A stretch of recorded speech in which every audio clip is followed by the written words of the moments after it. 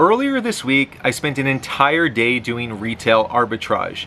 And in this video, I am going to take you along for the ride from start to finish.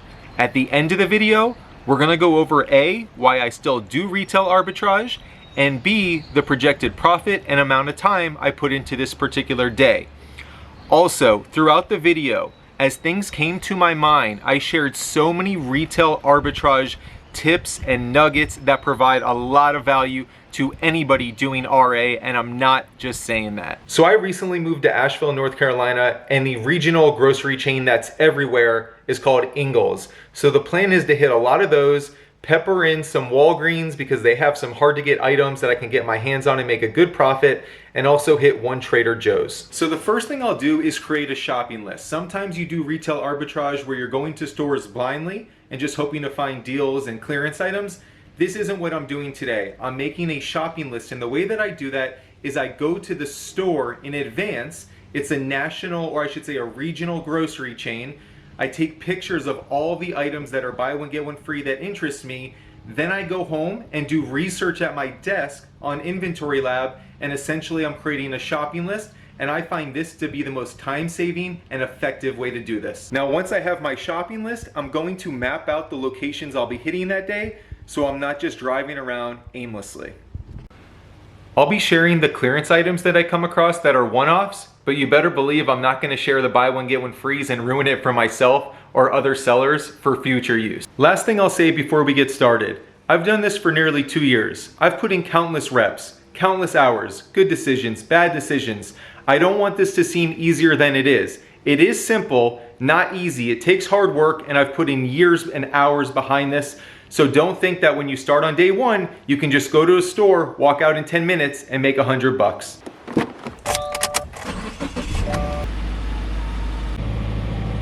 General tip for when it's your first stop of the day and you're going to multiple of the same brand of stores, spend an extra 10-15 minutes in the store trying to find a profitable item or two in addition to your research and shopping list before you come, because if you can find it at one location, it's very likely you'll find it at all of the locations throughout your day.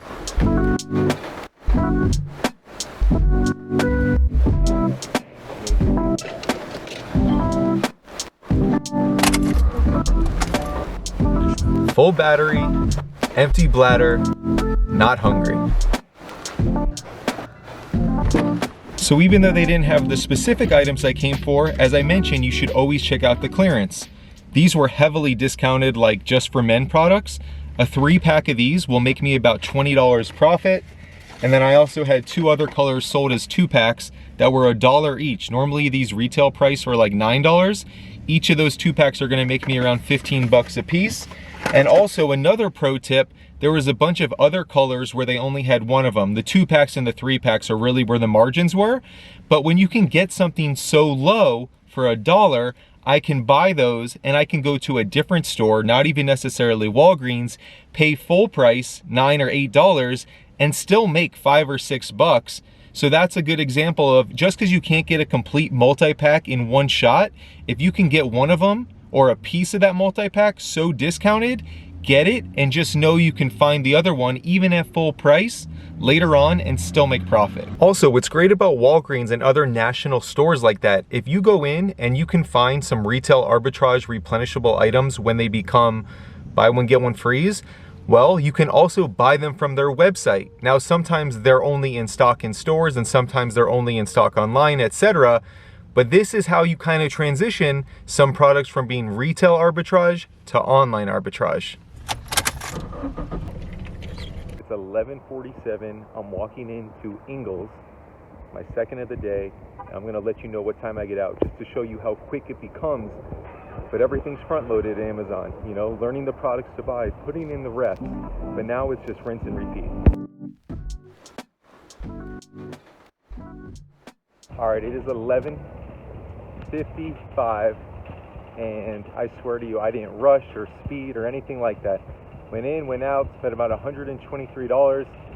Based on my return on investment estimates, that means I'll make right around $123. Today's a good example. I'm really capitalizing on buy one, get one free deals at both Ingles, Walgreens, and then their clearance sections while I'm there. And it just goes to show you that when you think of a replenishable item, yes, they're great, but it doesn't mean it has to be a year-round product. These items might become BOGO every month, every quarter, twice a year, whatever it is. But there's so many products in the world and there's so many instances like this that it really adds up. So don't think all replenishables are year-round products. All right, so just went to my second Walgreens of the day. They still don't have the items that I really want to get there, which I kind of expected because they're very, very low supply items, and that's why I want them, because the market on them is phenomenal and I check on them every day online. I was hoping sometimes in stores they have them, but they really don't. So if I don't find them at the next one, I'll probably abandon ship. But while I was there, I checked out the clearance. I found some more items here for $1. Each of these will make me between $3 and $4 and are very, very fast moving. Normally I require a minimum of $5 profit, but for a $1 cost to make 4 times that on a fast selling item, I got 2 of each of those, quick 16 bucks, basically call it lunch today. When you're doing arbitrage for buy one, get one free items, especially retail arbitrage, if you go into a store and there's only one of the item left, don't not get it because you think you need 2 to realize the sale. Just simply point it out to them, it's the last one on the shelf, and 9 out of 10 times, they'll just give it to you at half off, which is the same price you would pay per unit on a buy one, get one free.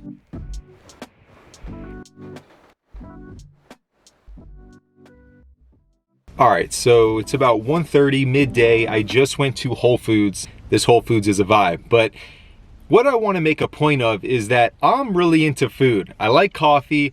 On days I go out and about for retail arbitrage all day, get yourself 2 coffees, have a nice lunch, make a day of it.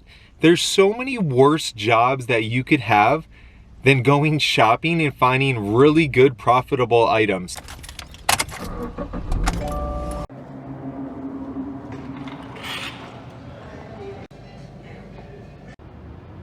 Always check the expiration dates. It only takes a split second. Here is an image of 2 identical items with drastically different expiration dates. When it comes to Amazon and fulfillment by Amazon, they won't even accept things, I think, that don't expire at least 100 days out from when they receive them. It might be 120 even.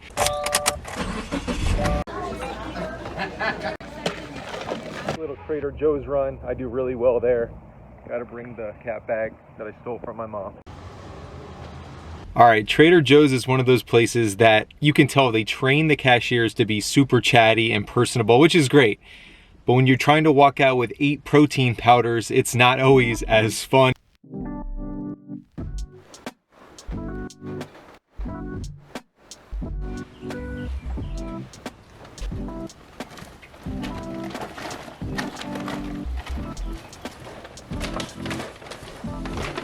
All right, so I got home a couple hours ago. I packed everything up. I'll talk about that in a second.